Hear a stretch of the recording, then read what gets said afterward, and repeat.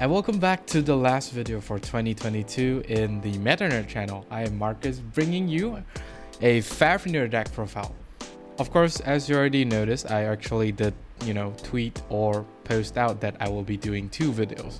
One is the DBT08 wrap up and another deck profile video. And of course, it's going to be one of the, I would say, most well-known and not very well-known deck within Dark State, due to not many people talking about this, as well as this card doesn't really top all that much. It's probably because it's very new, and Chrono Jet is a thing, so this card kind of gets overshadowed by Chrono Jet. But lo and behold, I did test this deck thoroughly and it's actually very disgusting.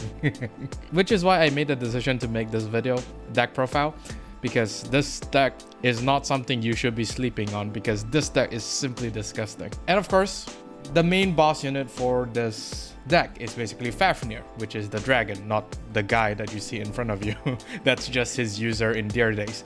He is also the final boss for, Dear Days story mode, which I haven't fought to yet, sadly. I'm sorry if this is spoilers to you if you plan to play Dear Days, but since you are here and you already saw this card, yeah, he is basically the last boss. I'm not sorry for spoiling you.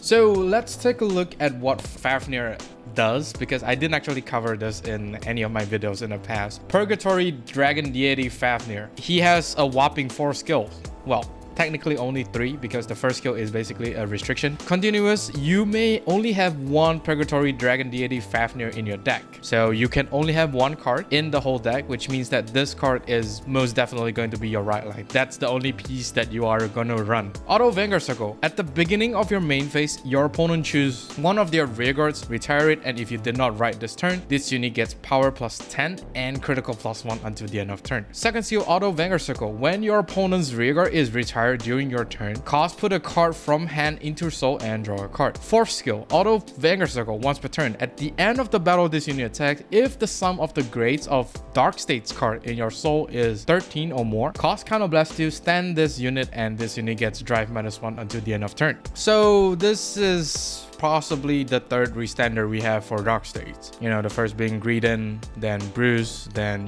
this guy. Chrono Jet isn't exactly a restander. This card is basically all in one package. He does what he needs to do to achieve the 13 grades in soul restriction by his own skill. I mean, most of it. He doesn't need a lot of cards to basically combo off in order for you to reach the 13 or more grades in the soul, because he basically just does everything. What you will only need to do is basically just run stuff that basically goes to soul or a higher grade cards. For example, the grade 4 Bruce. There's an instant 4 grades in the soul with this unit skill, which is super disgusting. So this is basically a 23k attacker with 2 criticals after the 3rd turn, which is kind of disgusting when you think about it. So starting from the 4th turn, this guy is gonna hit for 23k every single time he attacks. It's actually very disgusting. Although the first time you don't get the 10k and the crit, it's fine. As long as you manage to basically get the 13 or more grades in their soul, you're actually good,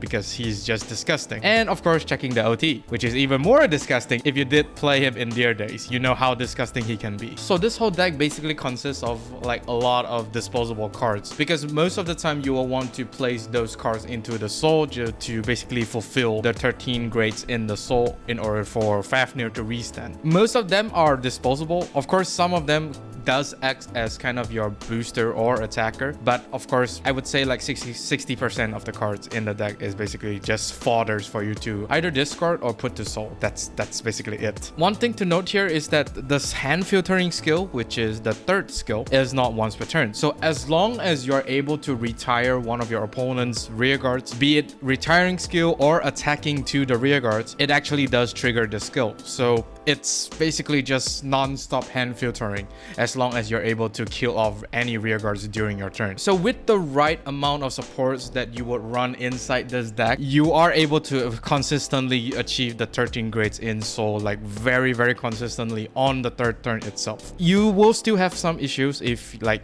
your starting hand is so terrible and the cards that you soul charge are all triggers, then you might not be able to reach the 13 grades in soul, which is not too bad if you ask me, because this is a deck that likes to take damage, at least until maybe the 5 damage, because he does cause counterblast 2, which will be a hindrance and your opponent might be able to play around you, so you do need to be really careful. This is basically Favrneel in a nutshell. He is a very disgusting card. I've been saying a lot of disgusting now.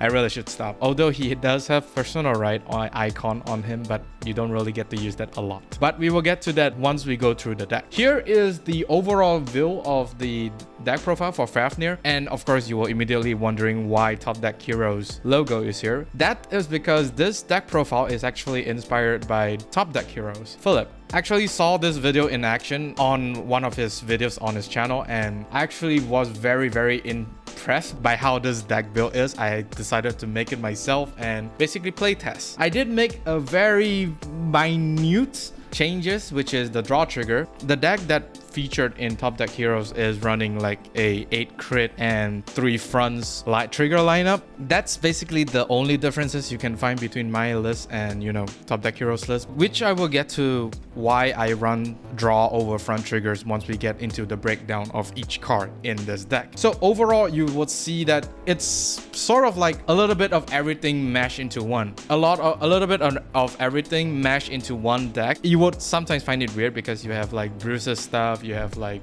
Brainwash, you also have like, you know, Barrel Magnet stuff, as well as Chaos stuff. So once we get into the breakdown of this deck, I think you will find them to be working really well together to work towards what this deck wants to do, if that makes sense. So of course, if you want to view this deck on your spare time, you can always pause the video and take a screenshot, or you can just get the deck log code, which is on top of me, to basically view it at your own time. You could also actually see this deck in action, but like I said before, there is some difference in terms of my deck build and Top Deck Heroes deck build. But of course, it's not going to, it just comes down to personal preference. So you could see this deck in action over at Top Deck Heroes channel. I will of course link that video down in the comment section. So without further ado, let's drill into this deck and see what each card actually does for this deck.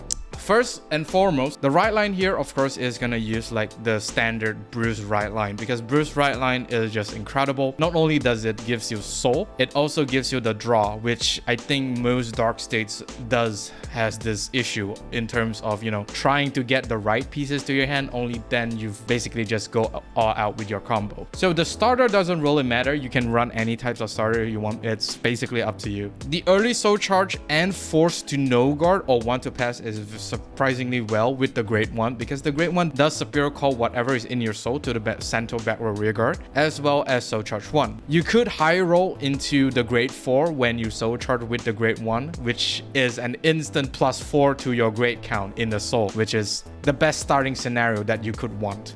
But anything other than a grade 4 is fine too. Grade 0 is actually fine too, because you can use that grade 0 for any other soul blasting skills, which I will talk about later. The extra draw for Richard is of course very nice, and you should actually be very careful when you are using this Rideline, because there are some decks out there that could retire your rear guards as early as grade 1 or grade 2 turn. So you do really need to be careful and really need to plan ahead. Otherwise, you're gonna get punished really hard. The last here is that Favrneel have a early retiring skill whenever he rides, because that retiring skill will activate. That retiring skill will activate at the beginning of main phase. After the riding, you straight go to main phase. So at the beginning of main phase, this skill actually activates. For those like very aggressive opponents, they will need to be quite careful, but then again, you are playing a Bruce Rideline. They're not gonna expect Favrneel, so usually they will just rush you down. And with the ability to retire from Favrneel, it might potentially kill off something like very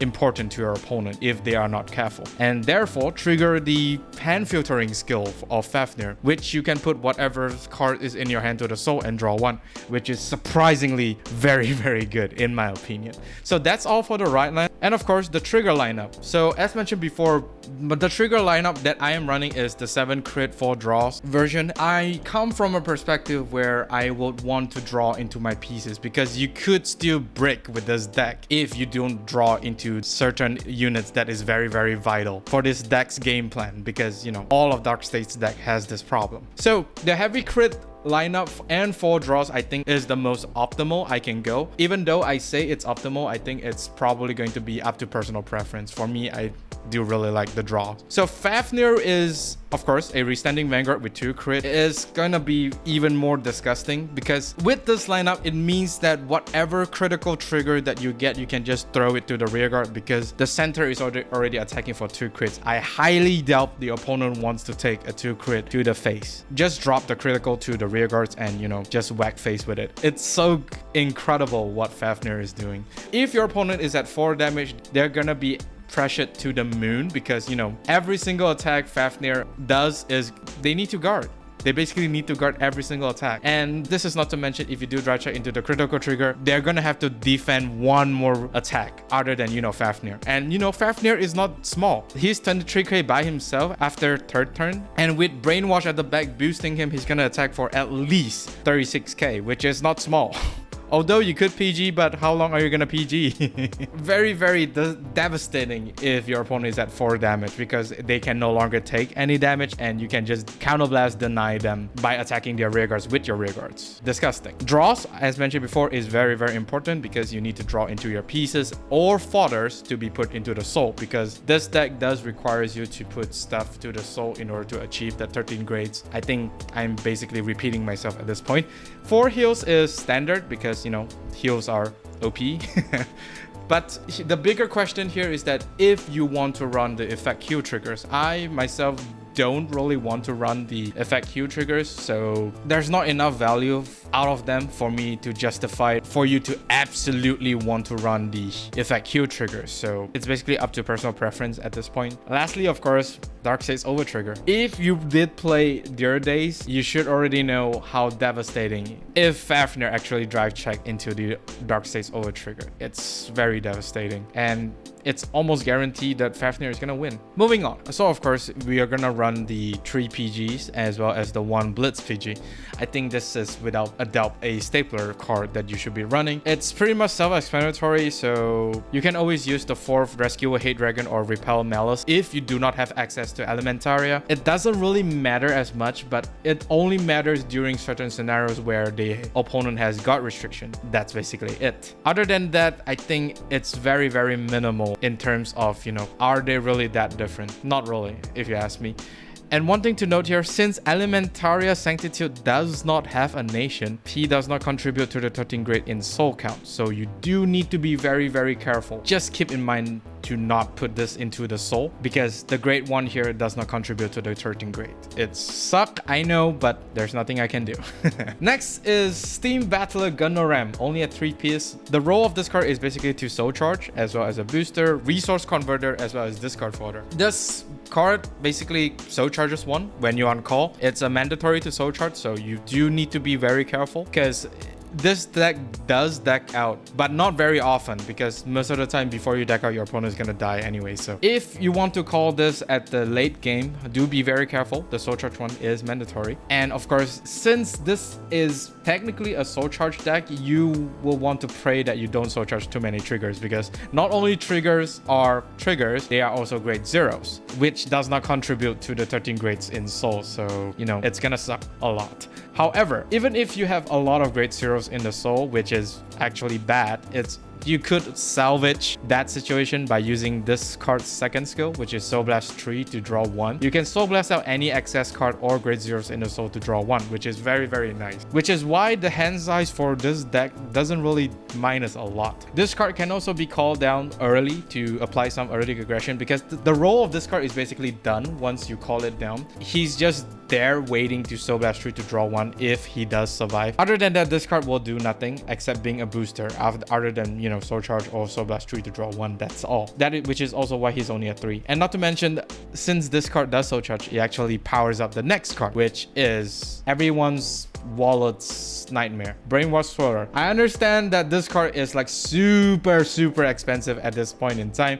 I do apologize if you want to build this deck and then you saw the 4 Brainwash. Yeah, there's nothing really much I can do about it. This card speaks for itself. He is insane in any Dark State deck, well, not any Dark State deck, because not every single deck will want to use Brainwash, but this deck does. Again, similar to Gungnram, this card does soul charge 1 when he is called and is mandatory, so do be very careful. But for every single time you soul charge, this unit gets a 5k, and the 5k actually stacks. So this card is basically like a ticking time bomb. He's just there as a very threatening presence, because the more times you soul charge, his power is just gonna get higher and higher and higher and higher. So very disgusting.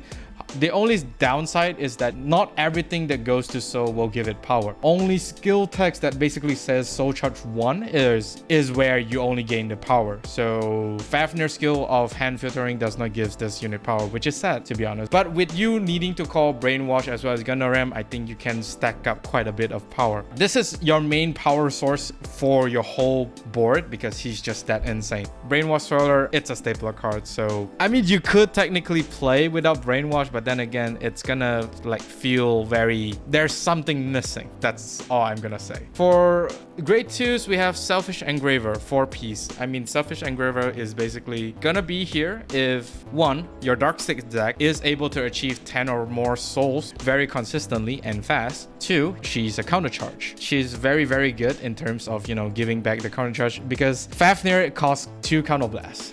So you're gonna run out Counterblast like really fast after you use Favrneel's skill 3 times, provided if you did heal. So this card is very, very nice too. And you know, since she attack hits and soul charge 1, it does powers up Brainwash, which is something that your opponent wants to avoid. So most of the time they will just guard this unit, and if you do get the 10 soul, she does move to soul and counter charge 1. The beauty of that is that she is a grade 2 who is going to soul, which means that the 2 grades on her is going to contribute to the 13 grade soul count. So very, very nice unit. But the only problem is that this deck does not really go to 10 soul as fast as certain deck, because you do soul blast out to put something back, which we will talk about later. It's very rare, but it's not to the point where you're not gonna get the counter charge. You will still get the counter charge, but more so towards the late game. You don't really need her in the early game, but still you would actually want her to be in your hand once you get to that point. She is one of the vital units for Favrneel in my experience testing this deck. So yeah, this card as 4-piece, she is just very, very good for all Dark States deck if they can achieve 10 souls. Next is Amazing Frost. This card is from the Chaos booster, because this card is sort of like a utility unit within this deck, because her role or his role is basically an attacker, a soul manipulator, discard folder, as well as hand filter. You could basically just trade out any grade 0s in the soul for a higher grade unit, because you know her skill is basically soul blast 1, draw 1, and put something from your hand to soul, which in my opinion is very, very good anyways. It fixes your grade soul count, as well as, you know, helps you draw even better units out of your top deck if you are bricking very, very hard. This card could also be called down for some early pressure, because after this card is being called down, he's basically useless after that. So it's either you're gonna intercept him away, or you know, just keep him there as an attacker. You don't really focus that much on rear guard attack, if you ask me. The 5k power boost, yes, this card does gain a 5k, but it's still gonna be depends on how your soul is looking up. In order to gain the 5k power, you need to have 8 different card names in the soul in order to get the 5k, which actually is quite consistent, if you ask me. But this is provided that the game stage is towards the later game. The 10k power is literally impossible. I have never gained a 10k. Of all my testing games, I don't think I ever gained a 10k, but the 5k is actually very, very huge. This card is going to be huge, and I would say this card will possibly be one of the important cards, like maybe next to Brainwash. So you already heard what I said. So this card could get very, very expensive if we start to have a lot more Ridelines that need to see certain stuff in the soul.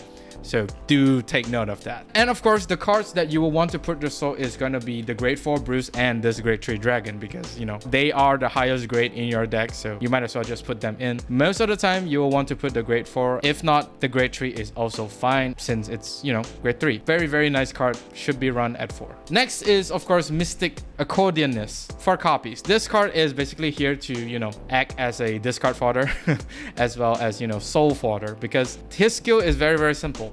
During your right phase, whenever this card is discarded, you basically put him to soul. Yeah, that's it. He is a grade 2, and you know, you're automatically gonna discard this to ride. There's no doubt whatsoever. This is an instant 2 grade into the soul, which is super disgusting. As you know, if you do soul charge the grade 4 from the Steve skill, yeah, that's an instant 6 grades into the soul already. Very disgusting.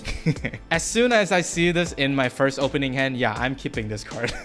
This card is just stupid. If you consistently discard this card from the first time you ride to the grade 1 until the grade 3, you're gonna have a total of 6 grade in your soul already. Adding the grade 1 and grade 2, that's 9 already. So you need to soul charge basically another 3 grades and you're done in terms of unlocking Fafnir's skill. This card, I think, is one of the best idea that Philip from Top Deck Heroes have. I am very impressed with this idea inside this deck. Consider me impressed with you, Philip. Next is, of course, the Execution Dragon Vorpal Scythe Dragon. This card is at 4 piece. His main role is basically there to soul charge, because he does have a on-hit skill where if he on-hit, you may soul charge 2, which is very, very nice. And also, if you do have some extra grade 0s in the deck, you can just soul blast them out to snipe a rearguard, which is very, very disgusting in some certain scenarios. He's also a soul fodder. With him being a grade 3, you don't really want him to be in your hand anyway, so you could just put him into the soul and draw 1. He's also one of the combo pieces. As mentioned, this card is very, very good in terms of powering up Brainwash Swirler, as well as activating the hand filtering skill from Favrneel, because retiring a rearguard, put 1 to soul and draw 1. Very, very nice. So in total, you basically only use 1 soul in order to retire a rearguard, and you get the benefit of, you know, drawing into more key pieces, as well as, you know, removing something from the board. It's that disgusting, this card. This card went from a very, very meh cut to a very stupidly broken card. Well, not really to the extent of Brainwash level. He's very important, I would say. The soul charge 2, as mentioned before, is soul charge, and therefore, if this unit attack hits, Brainwash is gonna get an additional 10k, which acts as sort of like a pressure unit. So if your opponent is at 4 and you attack their opponent with this card, yeah, he's gonna want to guard this. Otherwise, the whole board is gonna get 10k, provided you have a whole board of Brainwash, that is, which might be very troubling for the opponent. And with a well-placed critical trigger to the other board, yeah, he's gonna be very, very pressured in order to guard this card. Otherwise, you know, he's gonna be in very, very deep trouble. Next is the only other card inside this deck, Gradia's Gradale, or I should say Minerva's Bathwater. Only at 1 piece, because you can only play this card at 1 piece. This card is basically Fafnir's only way to personal ride, because, you know, this card is basically personal riding. So you will be surprised as to how consistent you can get this card into your hand. With the amount of draw that you put inside this deck, be it the draw trigger, the grade 2, or Gungnram, you'll be surprised. You draw like crazy in this deck. Don't be surprised that you get to activate this card every single turn. This card is simply disgusting. It makes everything hit harder, and most important of all, this Bathwater actually makes Fafnir hit even harder. That's basically it. He's only at 1 piece. What better Rideline or deck to run this card is basically Fafnir. Very, very disgusting card. And once again, since this card is nationless, this card does not really contribute to the 13 grade soul count. So do be careful in terms of what you soul charge. And of course, the 2 grade 4 Bruce. I mean, this card is grade 4, so you already know why we need to run this card. He's only at 2 piece, because if you run more than that, he's basically a big fat brick. You're not gonna ride this, you're not gonna do, and it's basically a waste to throw it to ride, because, you know, he's a grade 4, so you can't really call him out either, because your van can only go up to grade 3. That's without me saying you should not ride this card. You should never ever ride into this card, because once you ride into this card, yes, you do get the triple drive, but you need to wait the next turn in order to activate the second scope. So never ever ride this card. Only put this card into the soul. That's all. And of course, as mentioned before, you can always put this card into the soul by using Amazing Frost skill or Fafnir skill, because they don't really check what's in your hand. They just ask you to put a card into the soul, which is very, very nice. So grade 4, yeah, OP card, a big fat brick, play it. Don't play more. It's not really that useful. And that is all for this deck profile video. This deck is a very interesting deck, and it's one of the more dangerous unknown decks out there, because not many people know who this guy is. I literally took this deck out, and you know, the spectators actually asked me, what the hell is this? It seems that not every Vanguard player knows about this card. Most likely is due to this card being only accessible through buying the Dear Days on Switch. I know Graham Grace does reprint in DBT08, but we have not received news on this card reprinting just yet. If you do have Brainwash, do give this deck a try. I'm telling you, you will not be disappointed. This deck is just disgusting. And of course, once again, thank you, Philip from Top Deck Heroes, for providing the inspiration to build this list. I am very impressed with this deck list. And of course, do like and subscribe if you like this video. And of course, do ring the bell notification icon so that you don't miss a video I upload. And since this is the last video of this year, I will see you all next year.